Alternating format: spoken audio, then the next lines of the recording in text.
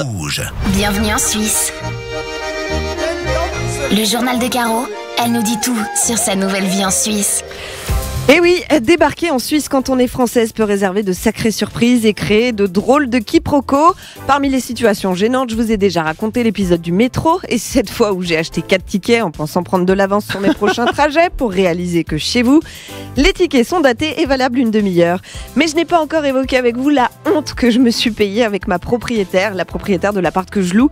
Ah, ça vaut son pesant de cacahuètes. Hein.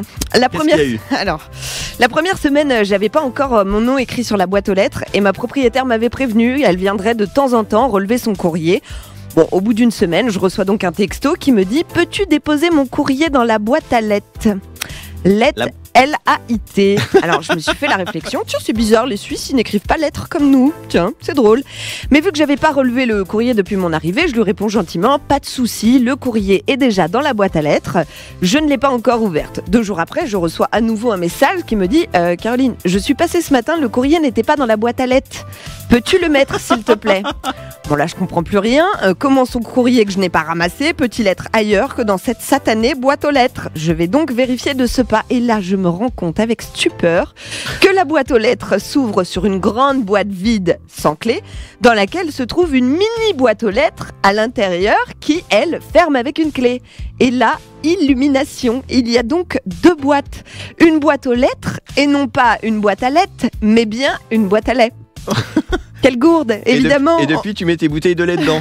On ne parlait pas du tout de la même chose. Non, pas du tout, puisque j'en ai pas. Finalement, ma proprio a retrouvé son courrier et tout va bien. Je sais maintenant que les Suisses ont une boîte spéciale pour les courriers volumineux et qui servait à l'époque à livrer le lait. Donc, une boîte à lait, hein, promis, je ne l'oublierai plus jamais. Depuis cet épisode, tout allait bien niveau communication avec les Suisses, jusqu'à hier où j'ai encore appris un truc, après un énorme malaise, quand la patronne de la radio, Sandra, est venue dans l'open space pour me proposer de se faire un chibre ensemble. Alors là, la Terre s'est arrêtée de tourner.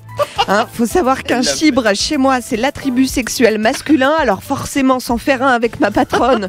Comment dire, j'avais pas envisagé qu'on soit aussi proche si vite. Gros moment de gêne. Bon, il a fallu qu'elle m'explique que chez vous, c'était juste un jeu de cartes. Tout va Non, bien. tu as répondu, on se fait quel chibre ? C'est en malaise. Oh non, mais le malaise total. La Terre peut donc continuer de tourner. Je sais que la Suisse n'a pas fini de me surprendre. Évidemment, je reviens demain même heure faire le point avec vous. Gros bec à tous.